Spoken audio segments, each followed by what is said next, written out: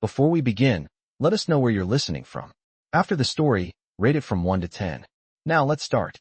The wind howled across the Montana plains, sweeping over the rolling hills and vast pastures of Clearwater Ranch.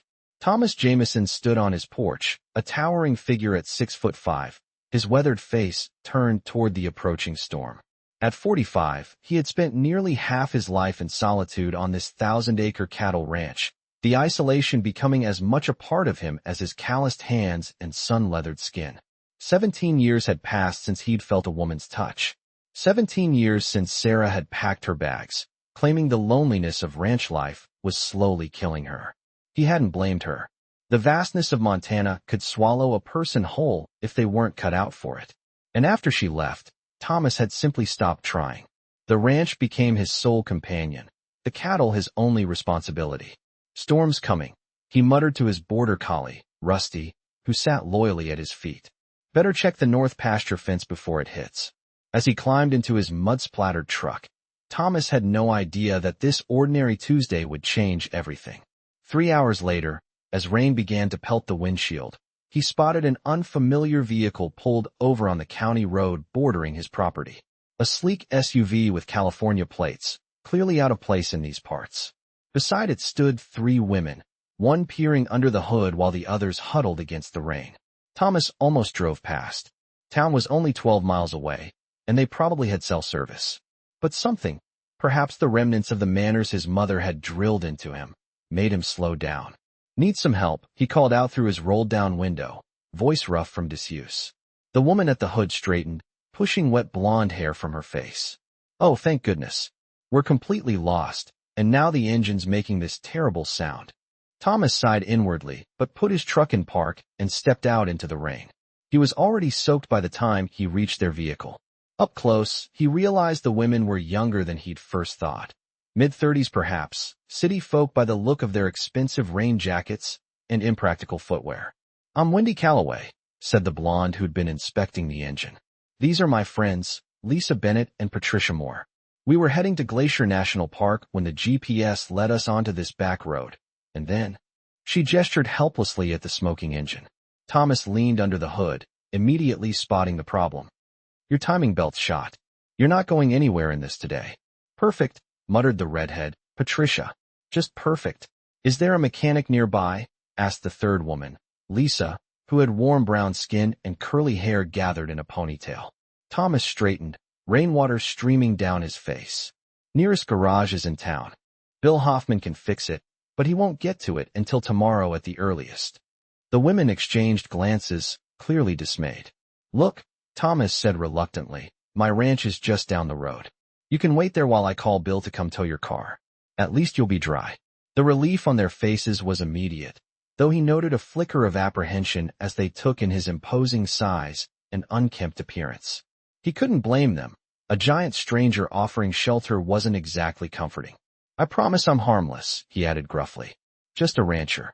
20 minutes later, the 4 of them sat in Thomas's kitchen, mugs of hot coffee warming their hands. The ranch house was spacious but Spartan, functional rather than comfortable. A few photographs on the mantel were the only personal touches in the living room. The furniture was solid but dated, chosen for durability rather than style. This is quite a place you have, Wendy remarked, looking around. Her blue eyes were curious, taking in every detail. Do you run it all yourself? Thomas nodded. Just me and a part-time hand who comes by 3 days a week. That must be a lot of work, Lisa commented. Keeps me busy. Thomas wasn't used to conversation, especially not with 3 talkative women who seemed determined to fill every silence. Patricia, who had been staring out the window at the intensifying storm, turned to him. How many cows do you have? 217 head of cattle, he answered. Mostly Black Angus. And you milk them all yourself? She asked. Thomas couldn't help the snort that escaped him. They're beef cattle, not dairy. Don't milk them at all. The 3 women exchanged glances, and Wendy let out a small laugh.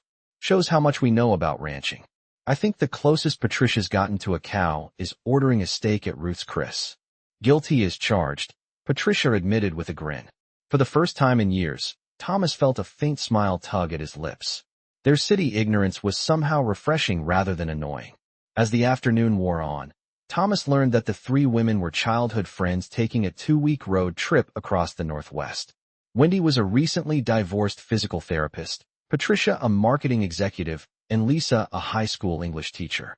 They'd planned this trip for years, but had always put it off for various reasons: careers, relationships, life.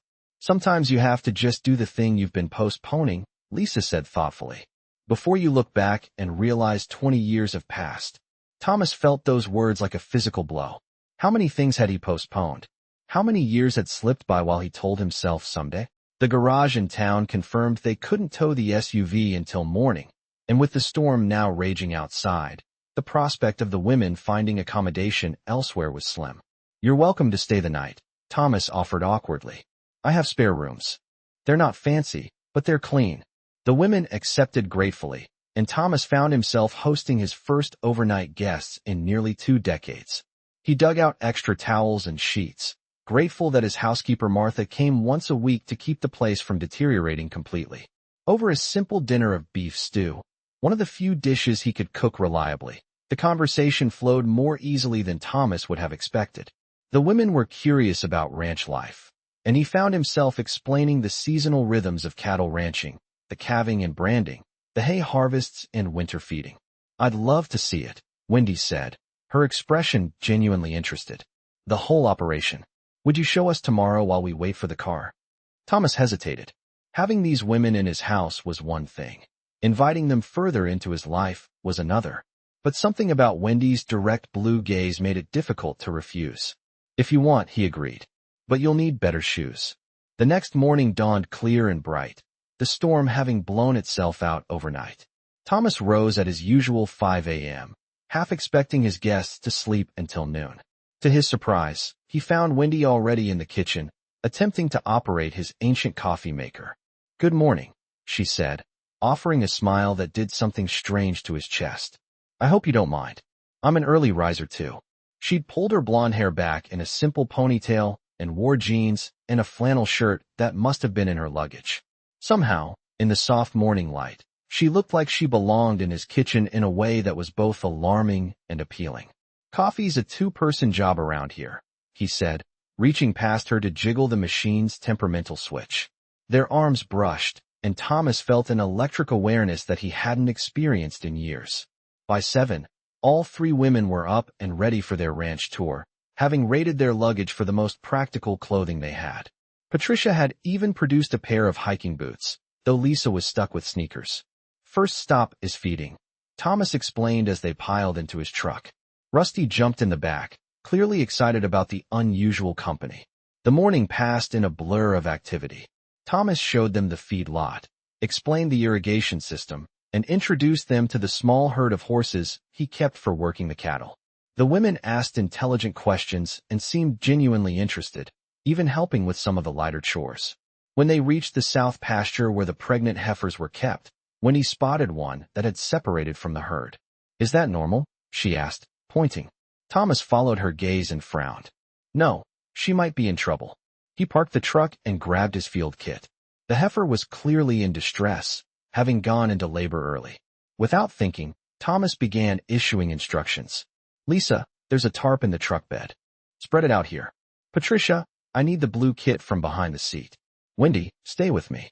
To his surprise, they moved quickly and efficiently, following his directions without question. As he examined the struggling heifer, he explained what was happening. "The calf is breech. I need to turn it before she can deliver." "What can I do?" Wendy asked, rolling up her sleeves. Thomas looked at her in surprise. "This gets messy. I'm a physical therapist. I've seen worse," she replied with a determined set to her jaw.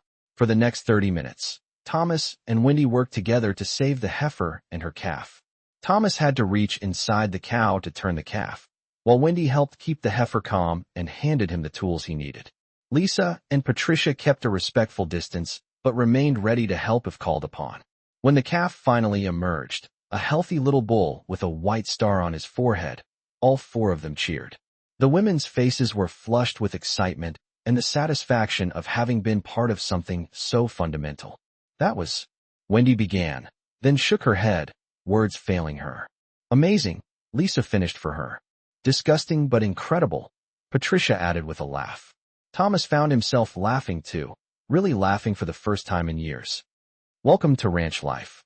As they watched the newborn calf take its first wobbly steps, Thomas felt something shift inside him. These women, especially Wendy, had walked into his carefully constructed isolation and somehow made him feel connected again. Back at the ranch house, they cleaned up and waited for news about the car. The mechanic called to say the part needed to be ordered from Missoula and wouldn't arrive until the following day. I'm sorry, Thomas said, genuinely meaning it. Looks like you're stuck here another night. Don't apologize, Wendy replied. This has been the most interesting detour of our trip. That evening, as the sun set in a spectacular display of orange and pink, they sat on Thomas's porch with glasses of whiskey. Patricia and Lisa eventually drifted inside, leaving Thomas and Wendy alone. Can I ask you something personal? Wendy said after a comfortable silence. Thomas tensed slightly, but nodded. There are almost no personal touches in your house. A few photographs, but no real evidence that someone lives there. It feels like you're just passing through, even though this is your home. Thomas stared out at the darkening landscape. I guess I stopped seeing the point in making it homey. It's just me. Has it always been just you? He took a deep breath. No. I was married once, a long time ago. 17 years, to be exact. When he didn't push, just waited patiently for him to continue. Sarah couldn't handle the isolation. She needed more than I could give her. More people, more conversation, more everything. I don't blame her for leaving. And since then, Thomas shrugged. Since then, it's been easier to stick with what I know. The cattle don't expect conversation. Wendy's laugh was soft in the gathering darkness. I find that hard to believe. You've been quite the tour guide today. That's different, he mumbled. Is it? She turned to face him, her expression serious in the fading light. Thomas, I've been watching you today. You come alive when you talk about this place, when you're working with the animals. You're not some hermit who can't connect. You've just been connecting with the wrong things. Her words hit him like a physical blow. He'd spent so many years telling himself that solitude was his natural state, that he preferred it. But today had shown him how hungry he was for human connection. It's been 17 years since I touched a woman, he admitted, the whiskey making him bold.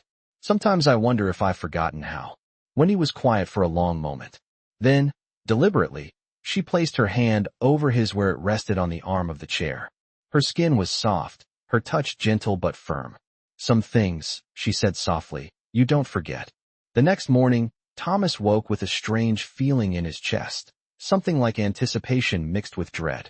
The mechanic had called the previous evening to say the car would be ready by noon. His unexpected guests would be leaving, continuing their journey to Glacier National Park. He found them in the kitchen, cooking breakfast. The scene was so domestic, so normal, that it made his chest ache with longing for something he'd convinced himself he didn't need. Perfect timing, Lisa said, sliding a plate of pancakes onto the table. We wanted to thank you for your hospitality. You didn't have to do this, Thomas said, uncomfortable with their gratitude. We wanted to, Patricia insisted. Plus, Wendy has a proposition for you. Thomas raised an eyebrow, looking at Wendy who seemed uncharacteristically nervous. I've been thinking, she began, pouring coffee into mugs. We have 2 more weeks of vacation, and Glacier will still be there next year. Thomas waited, not understanding where this was going. What if? Wendy took a deep breath. What if I stayed? Just for a week or 2. You mentioned you could use help with the summer fencing project, and I'm pretty handy with tools. Thomas stared at her, certain he'd misheard. You want to stay? Here. Only if you want the company, she added quickly. I just thought, yesterday was special. At least it was for me. And I'd like to learn more about this life you've built.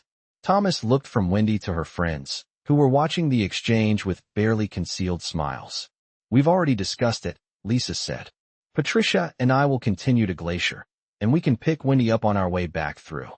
Or she can decide to stay longer, Patricia added with a meaningful look at Thomas. Or forever. No pressure. Thomas felt as though the ground beneath him had shifted. This woman, this vibrant, curious, compassionate woman, wanted to stay in his world, wanted to know him better.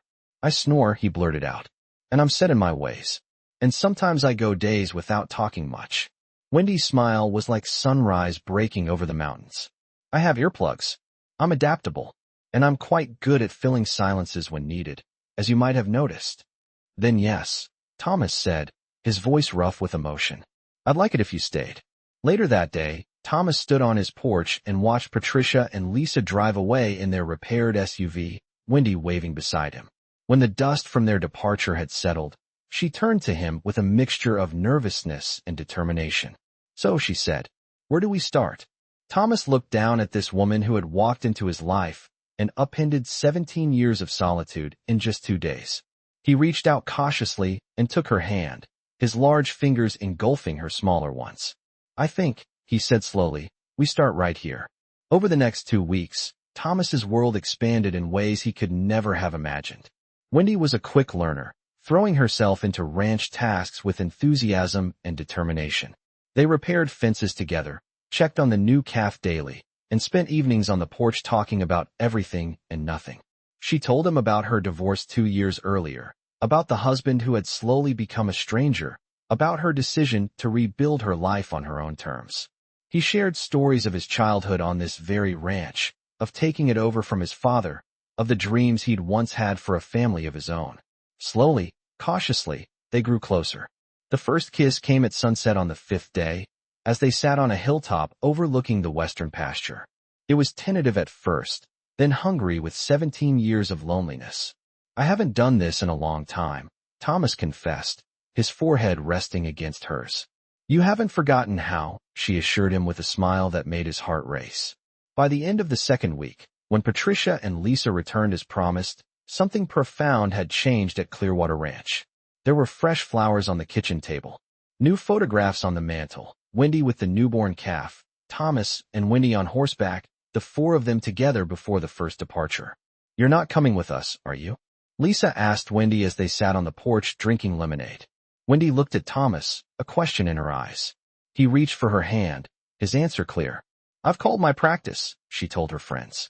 They've agreed to a 3-month leave of absence. After that, well, we'll figure it out. Patricia smiled knowingly. I had a feeling when we left you here. Sometimes you just know when someone belongs somewhere. As Thomas watched Wendy say goodbye to her friends for the 2nd time, he marveled at how quickly life could change. 3 women had asked to see his ranch, to learn about his cattle, to understand his world. One had decided to stay, to make his isolation a shared experience rather than a solitary one. That night, as they lay together in what was now their bed, Thomas traced the curve of Wendy's cheek with wonder. I never expected this, he said softly. This feeling. What feeling? She asked, though her eyes told him she already knew. Like I've been sleeping for 17 years, and I've finally woken up. Wendy smiled and nestled closer. Sometimes the best things happen when we least expect them. Outside, the Montana wind swept across the plains, the same as it had for centuries. But inside Clearwater Ranch, everything had changed. A giant loner rancher who hadn't touched a woman in 17 years had found that it wasn't too late to start again. All because 3 girls had taken a wrong turn and asked to see his cows.